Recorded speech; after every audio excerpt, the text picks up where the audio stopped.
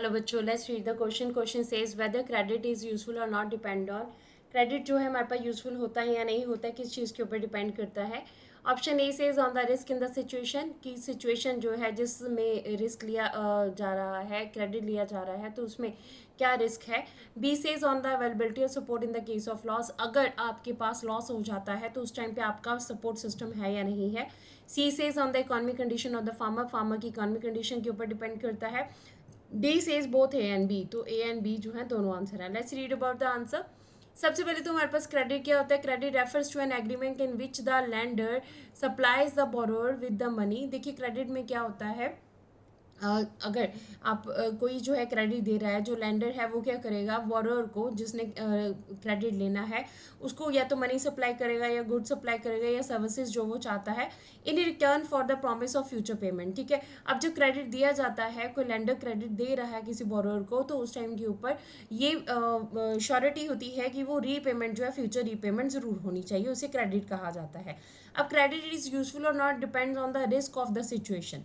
ठीक है, credit useful है या नहीं है, ये रिस्क ऑफ द सिचुएशन के ऊपर डिपेंड करता है. For example, farmers usually take crop loans at the beginning of the season and repay the loan after the harvest. देखिए फार्मर्स क्या करते हैं, फार्मर्स को अगर लोन लेना है तो वो स्टार्टिंग ऑफ द जो सीजन है, उनका क्रॉप सीजन है, उसमें वो क्रॉप को उगाने के लिए क्या करते हैं, अपने एक्सपेंडिचर के लिए लोन ले लेते हैं स्टार्टिंग ऑफ द सीजन में.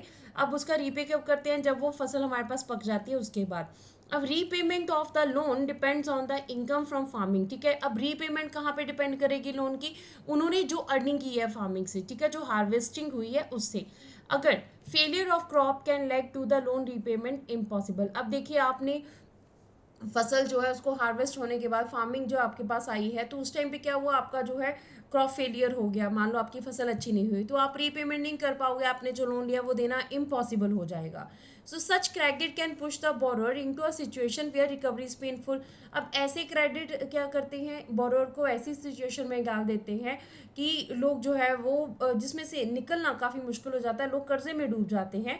दे will be help if they are having help in the case of loss. ठीक है, वो उनकी हेल्प कैसे होगी, अगर उनके पास कोई ऑप्शन है, कोई हेल्प का ऑप्शन है उस लॉस में, तो तब उनका क्या हो सकता है, उनका बेनिफिट हो सकता है.